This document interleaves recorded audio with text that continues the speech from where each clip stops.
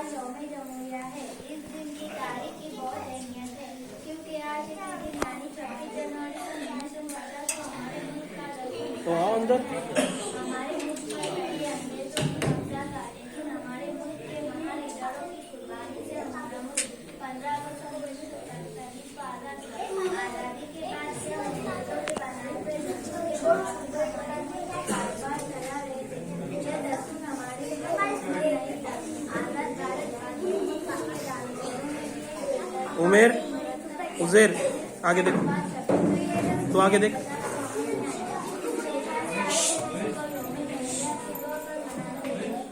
मुस्कुराता हुआ हमारा वतन रहे, मुस्कुराता हुआ हमारा वतन रहे, गोरों सा जगमगाता हमारा वतन रहे। मैं बुलबुल उसका मेरा वतन है, मैं बुलबुल उसका मेरा वतन है, मुझे सबसे प्यारा अपना वतन।